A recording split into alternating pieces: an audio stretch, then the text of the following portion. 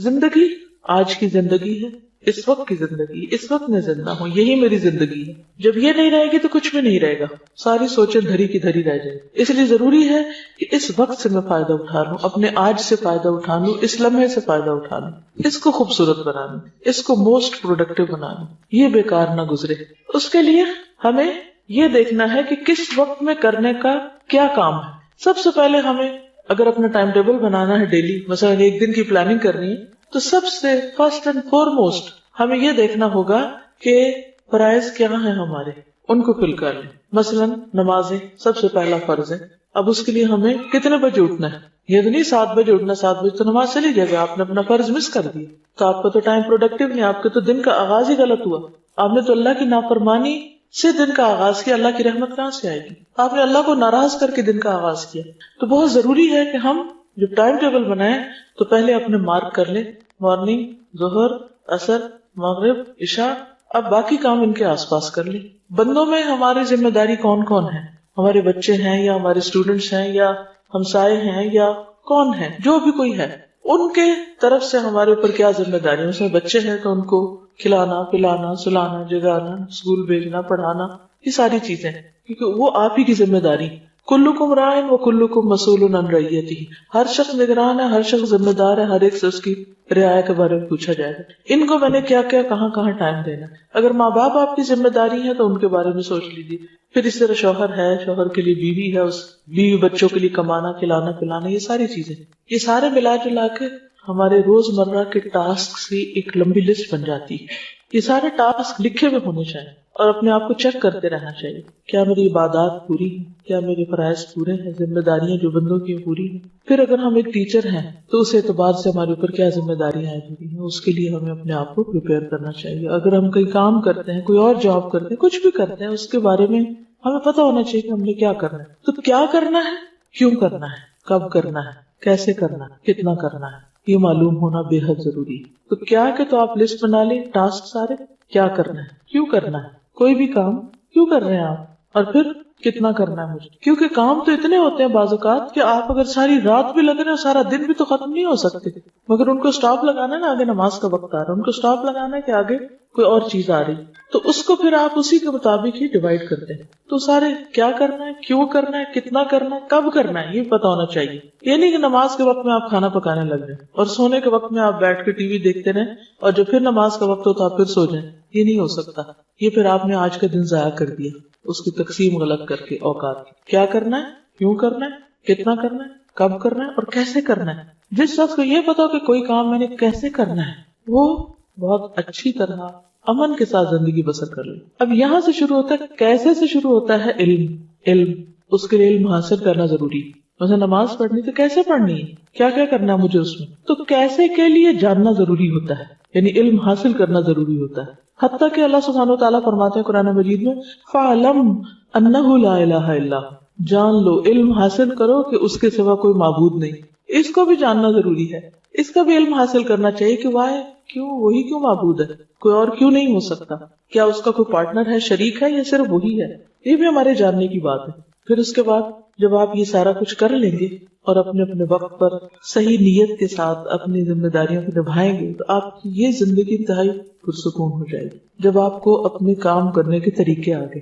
ابراہیم علیہ السلام نے جب اللہ کا گھر بنایا تھا، کس کے لیے بنایا تھا؟ اللہ تعالیٰ نے فرمایا کہ میرے گھر کو طواف کرنے والوں کے لیے وَطَهِّرْ بَيْتِيَ لِلطَّائِفِينَ وَالرُّكَّعِ السُّجُودِ تک، تو ان سب کے لیے صاف رکھو گھر. لیکن ساتھ ہی انہوں نے ایک دعا مانگی تھی، وَأَرِنَا مَنَاسِكَنَا، کہ اللہ ہمیں ہمارے مناسک عبادت کے طریقے ہمیں سکھا دے. یہاں سے علم کی ضرورت محسوس ہوتی ہے انسان کو، کہ سیکھ کے کرتا ہے انسان. ہر چیز سیکھنے کی ضرورت ہوتی ہے، حتیٰ کہ کھانا پینا بھی، یعنی صرف کھانا، خود کھانا ہے، آپ نے اپنا پیٹ بھرنا ہے، وہ کھانے کا طریقہ بھی آنا چاہیے آپ کو. یہ کیسے کھانا ہے؟ آپ نے دیکھا کہ کچھ لوگوں میں کھانے کے مینرز بالکل نہیں ہوتے. بہت کچھ پڑھ لے کے جاتے ہیں لیکن ان کو طریقہ نہیں آتا کھانے کا، چبانے کا طریقہ نہیں آتا، کھانے کا نہیں آتا، اور بھی اسی طرح. تو ان میں اور جانوروں میں فرق کوئی نہیں رہ جاتا نا. اب جانور جیسے جگالی کرتے رہتے، اگر انسان بھی ایسے ہی کرتے رہے تو کیا حاصل ہوگا؟ کوئی فرق نہیں رہے گا. میرے خیال ہے مائیں اگر لے کے کھڑی ہو جائے نا بچوں کو، یہ بھی سیکھنے کا طریقہ ہے کہ کلاس روم میں بچے کو خاموش کیسے کروانا ہے تاکہ باقی لوگ واقعی سن سکیں. کیونکہ ماں بننا کافی نہیں ہوتا. یہ سیکھنا ضروری ہے کہ بچے کو پالنا کیسے، بچے کو خاموش کیسے کرانا، بچے کو کھلانا کیسے، پلانا کیسے، سلانا کیسے، چپ کیسے کرانا، بلوانا کیسے، یہ سب کچھ بھی سیکھنے سے تعلق رکھتا ہے. تو بہرحال بات یہ ہے کہ ہر چیز سیکھنے کی ضرورت ہوتی ہے اور سیکھنے کی بہت فضیلت ہے. اب سیکھنے میں بہت سی چیزیں ہم پیسیولی سیکھتے ہیں. پیسیولی سیکھنے کا کیا مطلب ہے کہ ہم ہر وقت ہماری یہ کھڑکیاں کھلی ہیں، کان بھی کھلے، آنکھیں بھی کھلے. کچھ چیزیں ہم دیکھ کے سیکھ رہے ہوتے ہیں بغیر کسی انٹینشن کے، خود بخود ہمارے اندر جاری. کچھ چیزیں ہم سن رہے ہوتے ہیں، آوازوں سے آ رہی ہوتی ہیں اور ہم سیکھ رہے ہوتے ہیں. مثلاً آپ گھر سے نکلے کسی کام سے، رستے میں کوئی میوزک کی آواز سنی، آپ نے کوئی گانا لگا ہوا تھا، کسی نے آپ کو نہیں سکھایا، وہ گانا آپ نے سنا اور تھوڑی دیر کے بعد آپ خود بھی اسی ٹیون میں گانے لگ گئے. یہ کیا ہوا آپ کے ساتھ؟ کیا آپ گھر سے گانا یاد کرنے کے ارادے سے نکلے تھے؟ نہیں، لیکن بغیر آپ کے ارادے نیت کے وہ آپ کے ازبر ہو گیا، آپ نے سنا اور آپ کو یاد ہو گیا. تو اسی طرح کچھ چیزیں انسان نہ چاہتے ہوئے بھی سیکھتا چلا جاتا ہے. اس لیے بہت ضروری ہوتا ہے کہ اچھے لوگوں کی کمپنی میں ہو. اچھے لوگوں کی کمپنی سے انسان بہت سی چیزیں بغیر کسی تکلیف کے سیکھ جاتا ہے، صرف دیکھ دیکھ کے سیکھ جاتا ہے، سن سن کے سیکھ جاتا ہے. تو اچھی کمپنی میں ہونا جو ہے یہ اللہ تعالیٰ کی ایک بہت بڑی رحمت ہے، بہت بڑی نعمت ہے. اور پھر اس کے بعد انسان نیت، ارادے اور کوشش کے ساتھ سیکھے. تو آپ سب اپنی ایک لسٹ بنائیں کہ آپ کو ابھی تک کیا کیا نہیں آتا جو آپ کو آنا چاہیے. مثلا اللہ نے ہم کو اپنی عبادت کے لیے پیدا کیا، لیکن ہمیں عبادت کرنی نہیں آتی، ہمیں نماز پڑھنی نہیں آتی، ہمیں زکوٰۃ دینے کا طریقہ ہی نہیں پتا. ہم کبھی راہ چلتے اس سے کچھ پوچھ لیتے ہیں، اس سے وہ کچھ بتا دیتا ہے، وہ کچھ، پھر دونوں کی کنفیوژن، پھر کہتے ہیں چھوڑو پر اس کام کو کیا کرنا. لیکن جو فرائض ہے تو پوچھ ہوگی، آپ نہیں کریں گے تو پوچھو گی، غلط کریں گے تو پوچھو گی، لہٰذا سیکھنا ضروری ہے. تو ایک تو آپ اپنے ضرور لسٹ بنائیں کہ ابھی تک آپ کو کیا کیا نہیں آتا، جو آپ کو ایک بنیادی طور پر اپنی ذات کا خیال رکھنے، اپنے بچوں کا خیال رکھنے، اپنے گھر کا، اپنے انوائرمنٹ کا، اور جس کام کے لیے آپ پیدا ہوئے اللہ کی عبادت ہے وہ آنا ہی چاہیے. اگر وہ نہیں آئے تو آپ نے اپنی زندگی گنوا دی، چاہے آپ ڈھیروں کتابیں پڑھ جائیں. اسی لیے آپ نے دیکھا ہوگا کہ بعض اوقات کچھ لوگ بہت ہائیلی ایجوکیٹڈ ہوتے ہیں، بڑی ڈگریوں کے مالک ہوتے ہیں، لیکن ان کی گھریلو زندگی جہنم ہوتی ہے. ان کو آپس میں نباہ نہیں کرنا آتا، ہسبینڈ وائف کو نباہ نہیں کرنا آتا، بچوں سے بات نہیں کرنی آتی، ان کی بات نہیں سمجھتے. کہنے کو بہت پڑھے لکھے، یہ پڑھا لکھا کیا فائدہ دیتا ہے اگر ایک انسانوں کے ساتھ ڈیلنگ ہی نہیں آتی انسان کو. دوستوں کو بھی دشمن بنا لیتے ہیں، اپنے خیر خواہوں کی بھی قدر نہیں پہچانتے، کبھی شکر گزار ہی نہیں ہوتے، پتہ ہی نہیں ہے کہ یہ بھی کرنے کا کام ہے. ویسے بہت انٹیلیجنٹ ہیں، ویسے بڑے بڑے کارنامے کرتے ہیں، لیکن بنیادی اخلاق کا نہیں پتا. یہ بھی سیکھنے کی بات ہے. تو سیکھنے کو تو بہت کچھ ہے، اور اس کے لیے آپ کو باقاعدہ اپنے ٹائم ٹیبل میں ایک حصہ بنانا ہوگا، سیکھنے کے لیے ایک طریقہ اختیار کرنا ہوگا. تو بات یہ ہو رہی تھی کہ سیکھنے کو تو بہت کچھ ہے، لیکن کچھ چیزیں ایسی ہیں جنہیں پرائرٹی پر سیکھ لینا چاہیے. انہیں میں سے وہ دعائیں ہیں جو ہم اپنی حفاظت کے لیے پڑھتے ہیں. کہ ہم میں سے ہر شخص کسی نہ کسی دل کے گوشے میں اس کے خوف بیٹھا ہوا ہے کہ ہاں یہ چھت نہ مجھ پہ آ گرے. کہیں کبھی خیال آیا کہیں میں پھسل نہ جاؤں، کہیں چور نہ آ جائے. کبھی اندھیرے سے ڈر لگتا ہے، کبھی کسی چیز سے کبھی ڈر لگتا ہے. ہر شخص کو کسی نہ کسی چیز سے ضرور ڈر لگتا ہے. اس کو کہتے پھر اس کو نام دے دیتے فوبیا. بہرحال جو مرضی نام دے دے، لیکن ڈر تو اپنی جگہ ہے ہی، اس سے تو انکار نہیں کیا جا سکتا.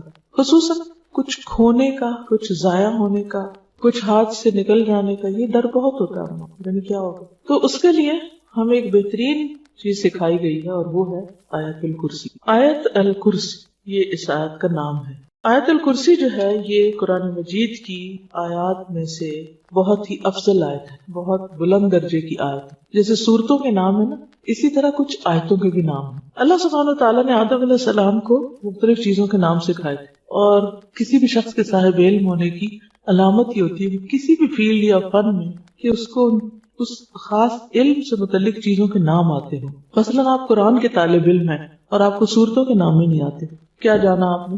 اسی طرح مثلاً آپ باٹنی پڑھ رہے ہیں اور اپنے انوائرمنٹ میں ارد گرد پودوں کے نام ہی کوئی نہیں آتے، گھاس کی قسموں کو ہی نہیں پتا، درختوں کے نام نہیں آتے. اب ہر شخص کے لیے ہر علم کی ہر چیز سیکھنا تو فرض نہیں ہے، لیکن کم از کم جو علم آپ پڑھ رہے ہیں اس کے متعلقہ چیزوں کے نام آنا ضروری ہے. کئی لوگ ایسے ہوتے ہیں کہ وہ لوگوں کے بیچ میں سالوں رہ رہے ہوتے ہیں، ان کو آس پاس لوگوں کے نام ہی نہیں آتے. آپ کی کیا ریلیشن شپس ہوں گے اچھے، کیسے اچھے ہو سکتے ہیں؟ مجھ سے کسی نے پوچھا کہ آپ وہ پڑھا رہی تھی، کہنے لگی کہ مجھے آپ کو ٹپ بتائیے، آپ بھی پڑھاتی. میں نے ایک دن ان کو ایک ٹپ بتائی، دوسرے دن دوسری بتائی، کل میں نے ان کو تیسری ٹپ بتائی. تیسری ٹپ یہ تھی کہ اپنے گروپ کو جس کو آپ پڑھا رہے ہیں اس کی تمام اسٹوڈینٹس کے نام یاد کریں اور اسٹوڈینٹس کو ناموں سے بلائیں. کہنے یہ تو بہت ہی مشکل ہے, چھوٹا سا گروپ ہے, یہ تو بہت ہیوج کلاس ہے, اس میں ہوتی ہے obvious سی مشکل, لیکن میں پوری کوشش کروں گی. میں نے کہا اس سے آپ فرق جانیں گی کہ اسٹوڈنٹ اور ٹیچر کا جب تک کنیکشن نہیں ہوتا تو علم پاس نہیں, وہ صرف انفارمیشن ہو, آپ سیکھ نہیں سکتے. اور آپ کو پتہ نہیں آپ آس پاس کون بیٹھا ہوا ہے, وہ کیا کر رہا ہے. اور ان کو میں نے اتفاق سے یہی حدیث دلیل کے طور پر دی کہ حضور صلی اللہ علیہ وسلم نے ابی ابن کعب کو شاباش دی تھی کہ تمہیں علم مبارک ہو اے ابو المنذر. آپ کو صرف ان کا نام نہیں, ان کی کنیت بھی پتا تھی. اور آپ کو پتا ہے کہ کتنے بے شمار صحابہ ہیں آپ کے آس پاس, لیکن آپ کو ان کو نام آتے تھے. تو اپنے آس پاس کے لوگوں کے نام جاننا, جس گھر میں آپ رہتے ہیں اس کے مختلف ڈائریکشن کا معلوم ہونا کہ سورج کدھر سے نکلتا ہے, قبلے کا رخ کیا ہے. آپ کہتی ہوں کہ یہ کس کو نہیں پتا. ریسنٹلی مجھے اس کا اتفاق ہوا, میں کہیں گئی ہوئی تھی تو میں نے ان سے کہا, بچی تھی اس گھر میں 11-12 سال کی, میں نے کہا بیٹا قبلے کا رخ کدھر ہے, ٹوٹلی اپوزٹ ڈائریکشن بتائی. میں چونکہ نیچے گھر سے جب آ رہی تھی تو میں نے مسجد دیکھی تھی کارنر پہ, اور اس میں ہم نے گاڑی روک کے بچوں نے نماز پڑھی تھی, تو مجھے پتا تھا کہ ڈائریکشن اس طرف ہے. بچی بالکل الٹ بتا رہی تھی, مجھے بہت پریشانی ہوئی. میں نے کہا کہ 10 سال کی عمر میں بچے کو نماز پڑھنی چاہیے. اگر کوئی بچہ روز نماز پڑھتا ہے تو اس کو اپنے گھر میں قبلے کا رخ لازم معلوم ہونا چاہیے, یا نہیں؟ یہ علم ہے نا یہ بھی.